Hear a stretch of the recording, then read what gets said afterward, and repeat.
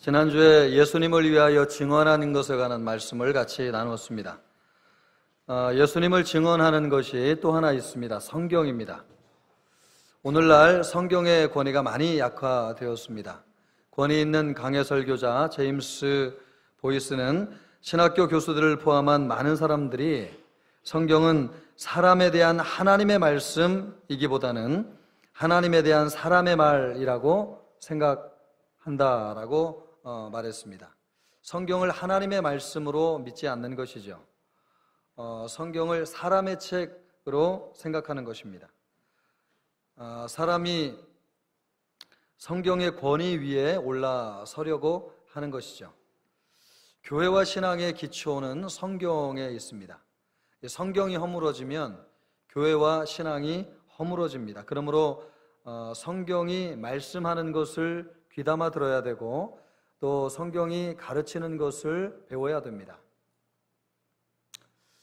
오늘 이 내용을 가지고 같이 말씀을 나누겠습니다. 오늘 첫 번째 메시지는 성경의 목적을 잘못 알면 바르게 깨달을 수 없다고 하는 것입니다. 유대인들은 성경이 왜 쓰여졌는지 바르게 알지 못했습니다. 성경의 목적이 무엇입니까? 예수님께서 이렇게 말씀하셨습니다. 너희가 성경에서 영생을 얻는 줄 생각하고 성경을 연구하거니와 이 성경이 곧 내게 대하여 증언하는 것이니라. 성경은 예수님에 대하여 증언하는 책입니다. 그런데 유대인들은 성경에서 영생을 얻는 줄 생각하고 성경을 연구하였습니다. 유대인들에게는 두 종류의 율법 해석서가 있습니다. 미시나라고 하는 책하고 미드라시라고 하는 책입니다. 미시나라고 하는 이 말은 반복한다, 연구한다 이런 동사가 명사화된 것인데 이 책의 특징은 법전과 같습니다. 그래서 율법에 명시한 여러 계명들을 삶에 실제적으로 정리할 수 있도록 구체적으로 정리한 책이 미시나라고 하는 책입니다. 율법을 열심히 반복적으로 연구해서 그런 책을 펴낸 거죠. 또 미드라시라고 하는 말은 찾다, 탐구하다, 질문한다 이런 동사에서 연유된 말인데 이것은 율법의 주석서와 같은 책입니다. 두 해석서를 보면 랍비들이 얼마나 성경을 깊이 연구했는지를 알 수 있습니다. 한 구절 한 구절 단어 하나하나를 놓고 묻고 또 묻고 계속 물으면서 어떤 구체적인 결론에 이를 때까지 연구한 흔적이 있습니다. 예수님께서 오늘 유대인들을 향해서 너희가 성경을 연구하거니와 이렇게 말할 때 이 연구한다고 하는 말이 바로 이것을 이야기하는 것입니다. 율법을 연구하고 반복적으로 연구하고 질문을 던져서 탐구해가지고 율법의 교훈을 찾아내고 그 찾아낸 교훈을 삶에 적용하는 것입니다. 예수님 당시에는 유대교에 크게 세 가지 분파가 있었습니다. 바리새파, 사두개파, 에세네파입니다. 여기에서 바리새파와 에세네파는 같은 뿌리를 가지고 있는데 에세네파는 바리새파보다도 율법의 금욕주의적인 생활을 더 강조하는 분파라고 할 수 있습니다. 이들은 이들의 공통점이 있는데 이들은 율법대로 살기 위해서 철저하게 성경을 연구했고 또 그 연구한 결과를 삶에 적용하였습니다. 이렇게 한 중요한 이유는 율법대로 살면 하나님이 다윗에게 약속한 이스라엘 나라가 회복될 것이고 그 회복된 나라가 전 세계 중심이 되어서 예루살렘을 중심으로 유대인들이 전 세계를 통치하는 시대가 열려질 것이라고 하는 믿음 때문이었습니다. 그러니까 율법의 말씀을 실제로 구현해가지고 3대로 실천하게 되면 이스라엘 나라가 회복될 것이고 그것을 통해서 이스라엘이 전 세계를 통치하는 시대가 열려지게 될 것이라고 하는 믿음 때문에 성경을 열심히 연구한 것입니다. 예수님께서 너희가 성경에 영생을 얻는 줄 생각하고, 이 영생이라고 하는 유대인들의 개념이 바로 이런 것입니다. 하나님의 이스라엘 나라가 회복되어서 이스라엘이 전 세계를 통치하는 시대가 영원히 열려지는 것, 그것이 유대인들이 알고 있는 영생의 개념이었습니다. 그러니까 이 영생을 실현하기 위해서 유대인들이 할 수 있는 최선의 노력이 무엇이냐? 성경 구절 한 구절 한 구절을 연구해서 그 연구한 결과를 유대인들이 실천하도록 만드는 것이었어요. 그런데 오늘 유대인들을 향해서 예수님이 지금 뭐라고 말씀하고 있는 것입니까? 너희가 성경에서 영생을 얻는 줄 생각하고 성경을 연구하지만 그것은 잘못된 것이다 라고 지금 주님이 말씀하고 있는 것입니다. 성경의 목적을 잘못 알고 있다는 것이죠. 성경은 영생을 얻기 위해서 준 것이 아니고 예수님을 믿도록 준 책이고 예수님을 믿을 때에 영생을 얻는 것인데, 예수님과 상관없이 영생을 얻기 위하여 성경을 연구했기 때문에 성경을 잘못 이해하고 있다는 것입니다. 성경에 대한 잘못된 이해는 잘못된 성경 해석을 낳았습니다. 성경을 보면 예수님께서 유대인들의 잘못된 해석을 여러 차례 책망하는 말씀을 볼 수 있습니다. 크게 유대인들의 성경 해석이 두 가지가 잘못되어져 있습니다. 첫째는 하나님의 말씀을 사람의 계명으로 가르치는 것입니다. 이 백성 입술로는 나를 공경하되 마음은 내게서 멀도다. 사람의 계명으로 교훈을 삼아 가르치니 나를 헛되이 경배하는도다. 너희가 하나님의 계명은 버리고 사람의 전통을 지키느니라. 하나님의 말씀을 가르치기는 했는데 사람을 위한 계명으로 가르쳤다는 것입니다. 성경은 하나님을 섬기도록 주셨는데 사람을 위한 계명으로 가르치다 보니까 사람을 섬기게 만들고 사람의 목적을 성취하는 도구와 수단으로 전락시켰다고 하는 것이죠. 두 번째는 하나님의 말씀의 본래 의도를 훼손한 것입니다. 대표적인 것이 고르반이라고 하는 것입니다. 하나님께서는 부모님을 공경하라고 말씀하셨고요, 부모님을 공경하지 않으면 죽임을 당할 것이라고 분명히 성경에 말씀하고 있습니다. 그런데 유대인들은 하나님을 섬기는 것이 중요하니까 다른 계명들은 덜 신경을 써도 괜찮다고 가르침으로써 하나님의 말씀을 약간 왜곡시켰습니다. 그래서 나중에는 부모님을 공경하지 않아도 되는 것처럼 유대인들에게 가르쳤습니다. 그러니까 성경을 가르치는 것 같지만 살짝 그 뜻을 왜곡함으로써 성경의 본질로부터 벗어나게 만들어 놓은 것이죠. 인간 중심적으로 성경을 해석하였기 때문에 그렇습니다. 교묘하게 인간 중심적으로 성경을 해석해서 하나님의 말씀을 왜곡시키는 것입니다. 이런 폐단이 낳은 심각한 문제는 사람들로 하여금 하나님을 떠나게 만든다고 하는 것입니다. 성경을 이야기하고 하나님을 말하지만 그 속에 하나님이 없고 하나님을 경배하도록 만드는 가르침이 없습니다. 인간만이 있고 인간이 만들어내는 거짓 세상만 존재합니다. 안타까운 것은 오늘날도 성경에 대한 잘못된 가르침과 해석이 난무하고 이것을 진리로 알고 따르는 수많은 사람들이 있다고 하는 사실이에요. 요즘 동성애 논쟁이 뜨겁습니다. 성경적으로 보면 동성애는 논쟁의 대상이 아닙니다. 로마서 1장 26절, 27절을 보면 동성애는 하나님을 거역하는 부끄러운 죄일 뿐만 아니라 그것을 행하는 사람들은 이미 상당한 보응을 받았다고 성경이 분명하게 말씀하고 있습니다. 그러므로 동성애는 죄냐 죄가 아니냐 논쟁 자체가 무의미해요. 성경이 분명하게 판결을 하였기 때문에 그렇습니다. 그런데 기독교 안에서 예수님을 믿는다고 하는 사람들이 동성애가 죄가 아닌 것처럼 정당화하려고 하는 시도가 끊임없이 일어나고 있다는 것이죠.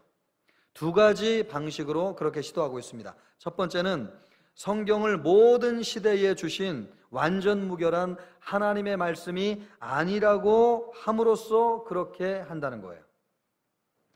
성경이 동성애를 문제 삼는 것은 그 당시 사회상에 사회적인 문제가 되었기 때문에 그렇게 말한 것이지, 본래 취지는 동성애를 죄라고 지적한 것이 아니라고 하는 것입니다. 두 번째는 성경을 교묘하게 인본적으로 해석함으로써 그렇게 하는 것입니다. 우리도 죄인인데 다른 사람에게 돌을 던질 수 있느냐는 것입니다. 그럴듯하잖아요. 우리가 늘 많이 아는 말씀 아닙니까? 우리도 죄인인데 우리가 누구에게 돌을 던지느냐, 그렇게 많이 이야기하잖아요. 동성애자들에게도 우리도 죄인인데 무슨 같은 죄인이 그들에게 돌을 던질 수 있느냐, 인간의 연민의 의지에서 성경을 해석함으로써 성경이 말씀하는 본래 취지를 왜곡한다는 거예요. 성경은 분명하게 동성애가 죄라고 이야기하고 있는데 인간의 정서에 호소함으로써 성경의 본말을 호도하게 만든다는 것입니다. 이런 방식으로 성경을 왜곡시켜서 성경이 마치 동성애가 죄가 아닌 것처럼 이야기하고 있고, 그건 로마 시대에나 하고 있는 이야기지 오늘날 적용되는 말씀은 아니다라고 하는 방식으로 동성애를 허용하려고 하는 해석들이 난무하게 된다는 것이죠. 기독일보에 미국 애틀랜타에서 목회하고 있는 한 목사님이 우리나라의 아주 유명한 목사님의 말을 듣고 반론을 제기하는 글을 실었습니다. 그 유명한 목사님은 이렇게 말했습니다. 지금 우리 기독교가 동성애자들에 대하여 함부로 돌을 던질 처지인가 하는 생각이 든다. 소위 성직자라고 하는 목회자가 자신의 권위를 이용하여 함부로 여자 청년과 교인들을 성적으로 유린하고도 떳떳하게 목회를 하고 있다. 만일 동성애자가 내가 목회하는 교회에 온다면 어떻게 해야 할 것인가? 아니, 만에 하나 내 아들이 동성애자라면 나는 어떻게 해야 할 것인가? 참, 이런 이야기를 들으면 감정적으로, 심정적으로 굉장히 어필이 되지 않습니까? 전에 이 목사님을 존경했는데 이 말을 듣고 실망을 금치 못했다고 하면서 미국에서 이 글을 쓴 목사님이 두 가지로 이 유명한 목사님의 말에 문제를 제기했습니다. 첫째, 지금 한국의 모 교회 목사의 성범죄 사건을 동성애와 연결시키면서 마치 한 개인의 목사가 죄를 짓고 있으니 동성애는 덮고 넘어가자는 식으로 말하고 있는데, 동성애는 동성애의 죄이고 그 목사의 죄는 그 목사 죄의 문제라고 하는 것이다. 왜 어떤 목사에 대해서는 그렇게 정죄를 하는 사람이 전국적으로 만연하고 있는 동성애의 죄에 대해서는 그렇게 관대하냐는 것입니다. 이 문제는 어떤 목사가 죄를 짓고 안 짓고의 문제와는 무관한 것이고 동성애는 죄라고 하는 것입니다. 둘째로, 내 아들이 동성애의 죄를 지었을 때는 어떻게 할 것이냐고 묻고 있는데, 당연히 내 아들이 동성애의 죄를 지어도 그 아들은 내 아들이라는 것입니다. 그리고 내 아들이 동성애의 죄를 지어도 동성애는 죄라는 것입니다. 내 아들이 동성애의 죄를 지었기 때문에 그 죄의 성질이 변하는 것은 아니라고 하는 것이죠. 그러나 내 아들을 진정으로 사랑한다면 동성애의 죄를 모른 척하기보다는 그 죄에서 빨리 벗어나도록 기도해야 할 것이라고 말했습니다. 참, 여러분, 너무 절묘하게 맞는 말이 아닙니까?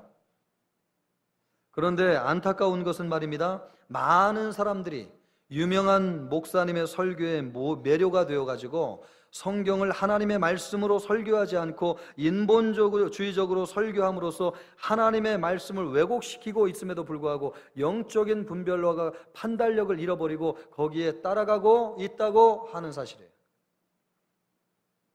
이와 같이 여러분, 성경 왜곡을, 성경 해석을 인본주의적으로 살짝 왜곡시킴으로써 본질을 호도하는 성경 해석이 유대 당시에만 있는 것이 아니고 오늘 우리가 살고 있는 시대에도 수많이 일어나고 있고, 우리도 거기에 전염되어서 나도 모르게 하나님의 말씀을 내 인본주의적으로 성경 해석하면서 그것이 마치 하나님의 말씀인 것처럼 따라갈 수 있는 오류에 빠질 수 있다는 것입니다.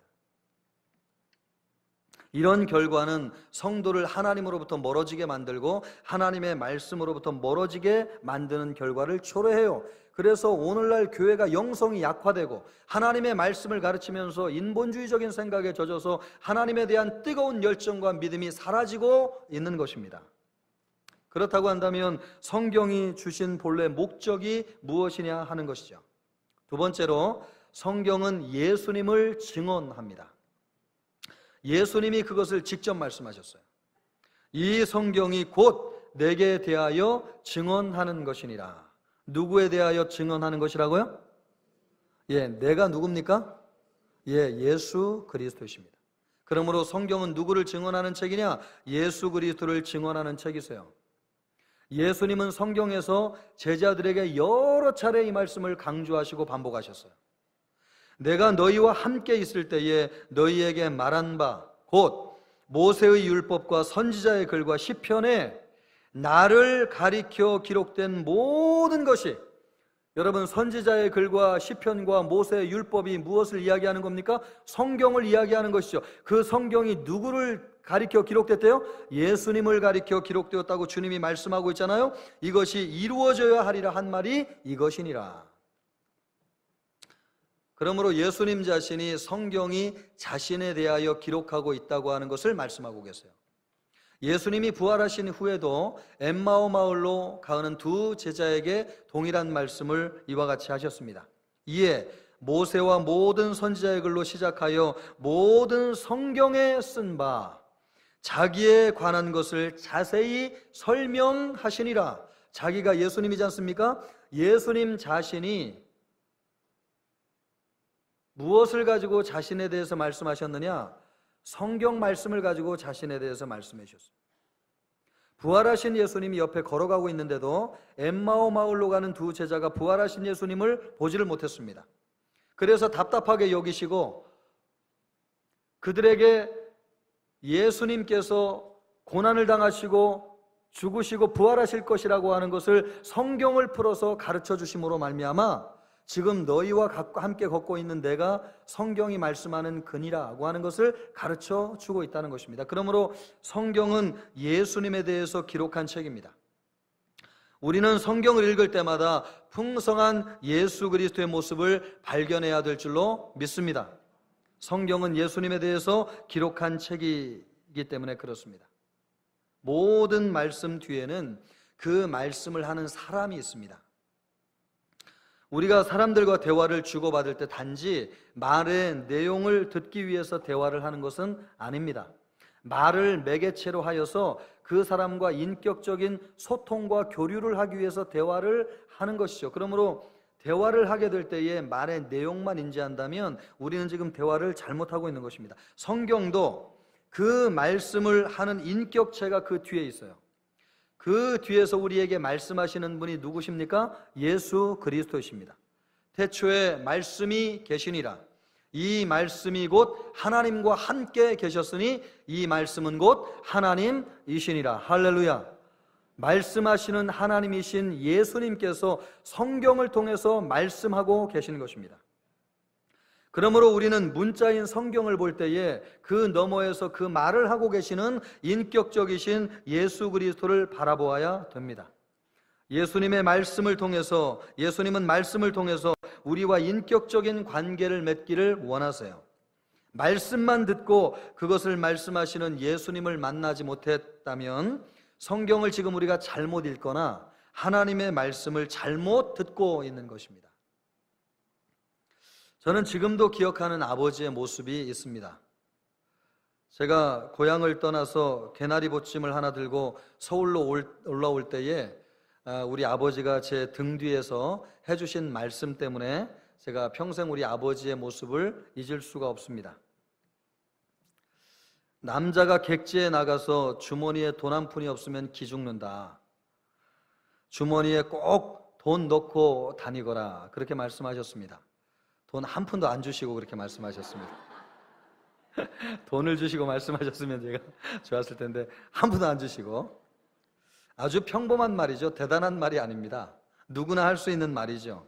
그런데 평생 제 마음속에 이 말이 잊혀지지가 않아요. 이 말씀이 지금도 내 귀에 쟁쟁 맴돌고 있어요. 그럴 때마다 저는 여러분 아버지의 말을 생각할 때마다 내 호주머니에 돈이 있는지를 확인하지 않습니다. 그 이야기가 생각날 때마다 아버지를 떠올려요. 아버지의 사랑을 느껴요. 객지에서 고생할 나를 염려하고 걱정하시는, 그리고 나를 사랑하시는 아버지의 숨결을 느껴요. 그래서 우리 아버지가 돌아가신 지가 한참 되어졌지만 저는 이 말씀 때문에 영원히 평생 내가 살아있는 한 우리 아버지가 내 가슴 속에 살아 계시다고 하는 것을 느껴요. 우리는 하나님의 말씀을 들을 때 이렇게 해라 저렇게 해라는 말씀만 들으면 절반밖에 듣지 못하는 것입니다. 그 말씀 속에서 예수님을 만나야 되고 예수님의 사랑을 느껴야 됩니다. 그 말씀을 통해서 우리의 가슴에, 우리의 심령에, 우리의 마음에 들어와서 함께 거하기를 원하시는 예수 그리스도를 만나야 됩니다. 그것이 하나님의 말씀을 100% 제대로 듣는 것입니다. 여러분은 어떤 마음으로 성경을 대하고 있습니까? 어거스틴은 내가 성경책을 펴놓고 읽을 때는 글을 읽는 것이 아니라 하나님이 직접 하늘에서 들려주시는 음성을 듣고 있는 것이다 라고 고백하였습니다. 성경을 하나님의 말씀으로 받아들이십시오. 그러면 말씀 속에서 예수 그리스도를 만날 것이고 우리 인생의 모든 문제에 대한 궁극적인 해답을 얻게 될 줄로 믿습니다. 그러나 여러분, 여기에서 한 가지 주의해야 될 것이 있습니다. 성경책이 우상이 되어서는 안 된다고 하는 사실입니다. 예수님 당시에 유대인들이 저지른 치명적인 실수는 성경을 우상화했다는 것입니다. 성경책을 또 다른 하나님처럼 만들어버렸어요. 성경 글자를 하나하나 옮겨 적을 때에도 어떤 글자가 가운데 와야 될지, 어떤 글자가 끝으로 가야 될지 이것을 가지고 싸우면서 논쟁을 했습니다. 성경이 말씀하는 내용에는 관심이 없고 성경의 형식 가지고 싸우느라고 오랜 평생을 성경을 연구하지 않았습니까? 읽고 성경을 연구하고 가르쳤음에도 불구하고 이 성경이 증언하시는 예수 그리스도를 발견하지 못했습니다. 요즘도 성경을 우상시하는 경우가 종종 있다고 하는 것을 볼 때가 있습니다. 성경을 10번 통독하면 신경통이 사라지고 모든 병에서 고침을 받는다고 생각하는 분들이 가끔 있는 것을 보게 돼요. 또 창세기부터 요한계시록까지 직접 필사하면 가정의 우환이 떠나간다고 믿는 분들이 가끔 계세요. 가끔. 물론 여러분, 필사하는 것은 굉장히 좋은 것입니다. 필사를 통해서 많은 은혜를 누릴 수 있습니다.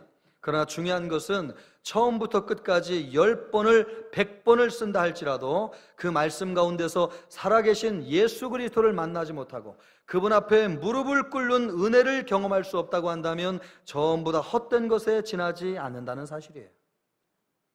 어떤 사람은 성경 지식만 있으면 모든 문제가 해결된다고 생각합니다. 실제로 성경도 많이 알고 있습니다. 그런데 가만히 들여다보면 예수님을 만난 증거나 흔적을 볼 수가 없습니다.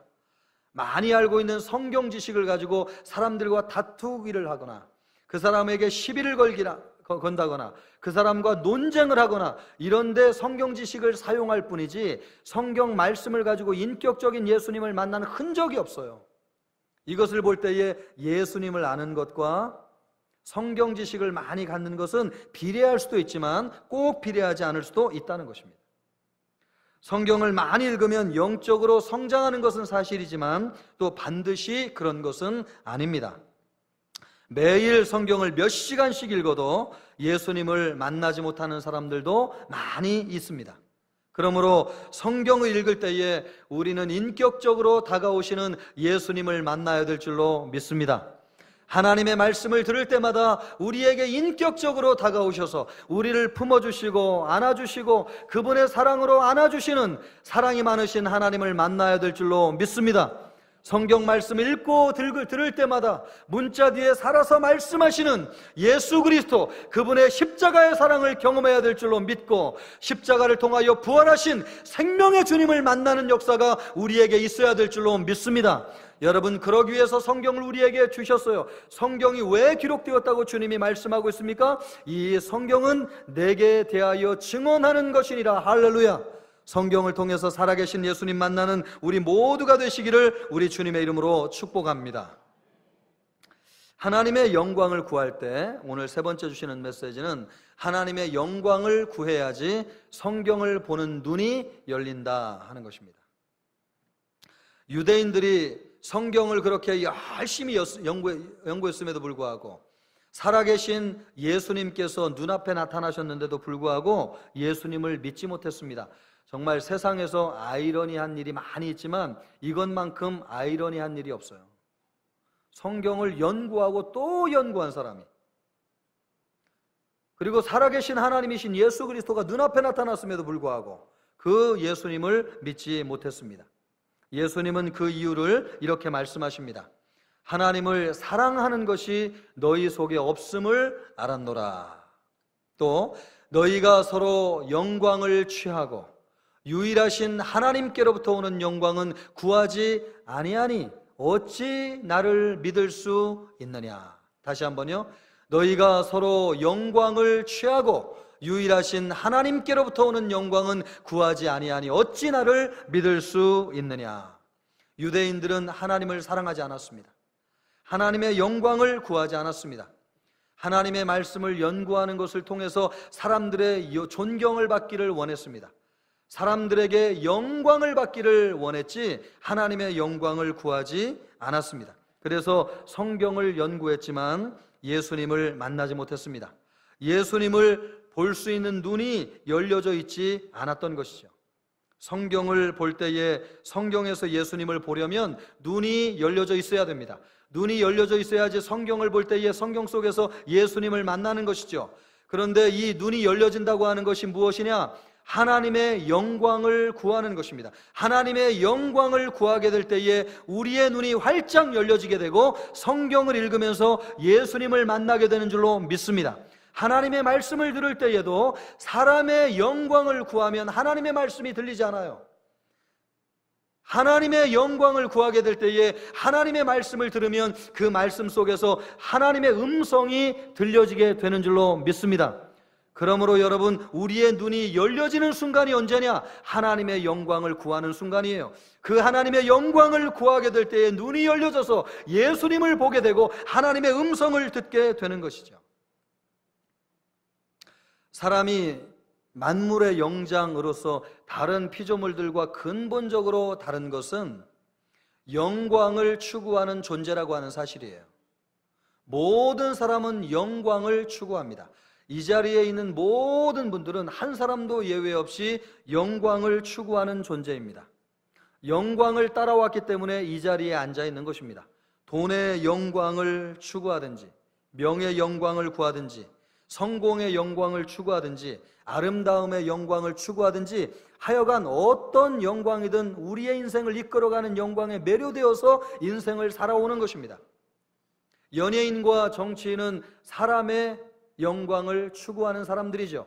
그래서 인기를 얻기 위해서 모든 것을 다 보여줍니다. 사람은 가장 가치 있다고 하는 것을 믿고 그 믿음을 추구하는데 바로 그것이 영광을 추구하는 것입니다. 이 자리에 있는 모든 사람은 내 인생에 가장 소중한 것을 추구하며 인생을 살아왔습니다. 그것이 돈일 수도 있고 명예일 수도 있고 성공일 수도 있고 출세일 수도 있고 자식의 영광일 수도 있고 남편의 영광일 수도 있고 아름다움의 영광일 수도 있고 인격적인 영광일 수도 있고 아니 수많은 영광이 있는데 그 영광을 바라보면서 인생을 살아왔습니다. 목회자들은 사람의 존경을 받고 싶어 합니다. 영성이 있다. 말씀이 좋다더라. 기도하면 병을 고치는 능력이 있다고 한다더라. 아무것도 가진 것이 없는 청렴한 목사라고 한다더라. 인격이 훌륭한 목사라고 한다더라. 사람들이 목회자를 존경할 때 하는 말입니다. 사람들의 존경이 목회자가 하나님을 사랑하고 하나님의 영광을 위하여 살 때 저절로 따라와야 되는데, 이런 칭찬에 익숙해지면 자신도 모르게 사람의 영광을 구하게 됩니다. 목회자에게는 하나님의 영광을 구하는 것과 사람의 영광을 구하는 것이 구분하기 어려운 경계선상에 있습니다. 하나님의 영광을 구하는 것 같지만 실상은 영적인 수단을 빌미로, 도구로 사람의 영광을 구할 수 있기 때문에 그렇습니다. 저도 작년에 우리 장로님들과 1년 동안 제자훈련을 하면서 많은 토론을 했는데, 토론을 하면서 우리 장로님들에게 제가 이런 말씀을 드린 기억이 나요. 장로님들, 목사가 성도들에게 제일 받고 싶은 것이 무엇인지 아십니까? 존경입니다. 존경받는 목사가 되고 싶어 합니다. 어려운 일도 많고 고난도 많지만 성도들의 사랑과 존경을 받으면 그것도 다 이겨낼 수 있습니다. 심지어 저도 우리 장로님들에게 이런 이야기를 했을 정도로 영적인 지도자, 목사들은 사람의 존경에 목말라 있습니다. 사람의 존경을 구한다는 뜻이 뭐예요? 사람으로부터 오는 영광을 구한다는 뜻이에요. 사람으로부터 오는 영광을 구한다는 뜻입니다. 이것이 하나님의 영광을 구할 때에 저절로 따라와야 되는데, 하나님의 영광을 구하는 것은 허울이고 그 속에는 사람의 영광을 구하기 위한 방편으로 하나님의 영광을 구하는 것입니다. 저도 하나님께 능력을 구해요. 주님, 기도하면 우리 성도들의 모든 질병이 낫는 역사가 있게 하여 주옵소서, 이런 능력을 구해요. 사람들을 고치고 치료하고자 하는 뜨거운 간절한 열망과 간절함이 내 속에 있어요. 수많은 사람이 회개하고 돌아오는 역사가 일어나기를 간절히 기도할 때마다 구해요. 그런데 때로 하나님의 영광을 구하는 마음에서 비롯된 바람인지, 사람의 영광을 구하는 마음에서 비롯된 바람인지 그 경계가 모호할 때가 있습니다. 아니, 솔직히 이야기하면, 정직하게 이야기하면 후자인 경우가 더 많다고 이야기하는 것이 진실될 것입니다. 이것이 하나님이 오늘 유대인들에게 말씀하신 너희가 서로 영광을 취하고 유일하신 하나님께로부터 오는 영광은 구하지 아니한다 라고 하는 말씀의 본 뜻이에요. 이것이 속으로는 사람의 영광을 구하면서 겉으로 하나님의 영광을 구하는 척 하는 것입니다. 그런데 자기밖에 몰라요. 그거를. 이 경계가 참 애매해요. 같은 것을 구해도 내 영광이 그 중심에 있는지 하나님의 영광이 그 중심에 있는지 경계선상에 있어요. 자기도 속을 때가 있어요. 목회자만 이런 함정에 빠지는 것은 아닙니다. 성도들도 이런 함정에 빠져요. 성도들은 하나님의 영광과 세상의 영광 사이의 경계선에 머물러 있습니다. 사탄은 예수님을 시험할 때에 예수님을 성전 꼭대기로 데리고 올라가가지고 세상의 영광을 보여주면서 나에게 한 번만 절하면 이 세상을 너에게 다 줄 것이라고 유혹하지 않았습니까? 왜 예수님에게 세상 영광을 보여주면서 그런 시험을 한 것입니까? 사단이 생각할 때에 세상 영광을 보여주고 넘어가지 않은 사람이 단 한 명도 없었기 때문에 그렇습니다. 세상 영광을 보면 다 넘어가요. 우리 성도들은 세상에 살고 있는 사람들 아닙니까? 하나님의 영광보다도 세상의 영광을 더 많이 보면서 사는 것이 우리 성도들의 삶 아닙니까? 그러니 하나님의 영광을 구한다고 하면서 자신도 모르게 세상의 영광을 구할 때가 참 많은 것이죠. 내 자신도 속는 것이죠. 돈의 영광을 구하고 명예의 영광을 구하고 사람의 영광을 구하면서 하나님의 영광을 구하는 것으로 자기 자신을 포장하는 것입니다. 우리 주님 앞에서 보면 이것이 솔직한 우리의 모습이라고 하는 것을 고백하지 않을 자신이 있습니까? 아무도 아마 그런 자신이 없을 것입니다. 그런데 이것이 하나님의 영광을 구하지 않고 사람의 영광을 구하면 이것이 우리에게 문제가 되는 것은 우리의 영적인 눈을 어둡게 하기 때문에 그렇습니다. 성경을 보아도 하나님의 말씀이 들리지를 않아요. 하나님의 말씀을 들어도 그 하나님의 말씀 가운데서 하나님이 나에게 주시는 하나님의 음성이 들리지가 않아요. 왜요? 하나님의 영광을 구해야 되는데 사람의 영광을 구하기 때문에 그렇습니다. 너희가 서로 영광을 취하고 유일하신 하나님께로부터 오는 영광은 구하지 아니하니 어찌 나를 믿을 수 있느냐? 어찌 너희가 나를 믿을 수 있느냐? 너희 마음과 눈에 온통 사람의 영광과 세상의 영광이 가득하고 나로 유일하신 하나님으로부터 오는 영광은 구하지도 않는데 어찌 하나님을 믿을 수 있고 예수님을 믿을 수 있고 하나님의 말씀을 읽은들 하나님의 말씀이 너희 눈에 들어올 수 있겠느냐? 주님이 그렇게 말씀하시는 것이죠. 사람의 칭찬을 기대하고 사람을 의식하고 사람에게 칭찬받으려는 마음이 있으면 영적인 눈이 어두워져요. 예수님을 믿을 수가 없어요. 예수님으로부터 오는 생명을 받을 수가 없어요. 하나님의 영광을 구해야 될 줄로 믿습니다. 여러분, 하나님의 영광을 바라보면서 신앙생활하기를 주님의 이름으로 축원합니다. 내 마음속에 사람의 영광을 구하는 것이 아니라 하나님의 영광을 구하는 그 마음이 우리 마음에 충만하기를 주님의 이름으로 축원합니다. 여러분, 사람의 제일 된 목적이 하나님의 영광을 구하는 것 아닙니까? 우리 처음에 신앙 고백 결단할 때에 하나님을 위해 살고 하나님의 영광을 위해 살겠습니다.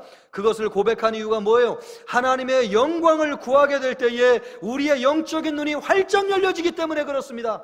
내가 어떤 존재인지를 깨닫게 되는 것이죠. 그리고 나를 위해서 십자가 죽으신 예수 그리스도의 사랑이 얼마나 위대하고 큰지를 깨닫게 되는 것입니다. 말씀 속에 사랑으로 찾아오시는 하나님을 만나게 되는 것입니다.